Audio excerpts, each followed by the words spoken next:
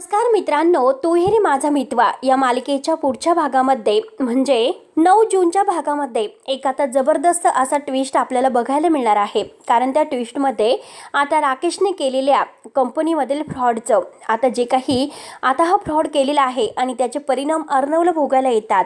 तेव्हा आता ही मिसेस कोण देशमुख आहे ती आता नवीन तिची एंट्री झालेली आहेत आणि आता ह्या मिसेस देशमुखांना मात्र आता ह्या राकेशच्या जे राकेशला बोर्ड ऑफ डिरेक्टरवर आता अर्णवने नेमणूक केली होती. तेव्हा कंपनीचे खूप काही शेअर्स मात्र आता ह्या मिसेस देशमुख यांना विकलेले असतात. तेव्हा आता अर्णव आणि ईश्वरी कंपनीत आलेले आहेत.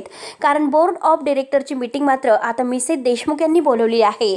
अर्णवला फार राग येतो. अर्णव विचारतो की मला न विचारता बोर्ड ऑफ डिरेक्टरची मीटिंग कोणी बोलवली आणि तेवढ्यात आता ह्या मिसेस देशमुख यांची एंट्री होते आणि त्या म्हणतात की मी बोलवली कारण तुझ्या बहिणीचा नवरा राकेश याने मात्र ह्या कंपनीचे काही शेअर्स मला विकले होते, त्यामुळे 60% भागीदारी आहे तर ती माझ्या नावावर आहे. त्यामुळे आता इथून पुढे कंपनीचे जे काही निर्णय आहे ते सगळे माझ्या मर्जीने होणार आहे. तर तेव्हा आता अर्णवला फार राग येतो. अर्णवला इतका राग येतो, रागाने मात्र तो आता ह्या मिसेस देशमुख यांच्याकडे पाहत असतो. तर आता ईश्वरी ह्या संकटातून मात्र अर्णवला कसं बाहेर काढेल आणि आपल्या कंपनीचा जो काही निम्मा वाटा आहे तर त्या मिसेस देशमुखांना गेलेला आहे आणि तो सगळं काही परत मात्र ईश्वरी अर्णवला कसं मिळवून देईल यामध्ये आता रमाकांत राजेशिर्के यांची मात्र अर्णवला काय मदत होते हे आपण बघणार आहोत. तेव्हा मित्रांनो, पुढे नक्की काय होणार आहे, राकेशने केलेल्या घोटाळ्याचे परिणाम अर्णवला भोगावे लागतात. तर मित्रांनो, पुढे काय होणार आहे बघायला विसरू नका.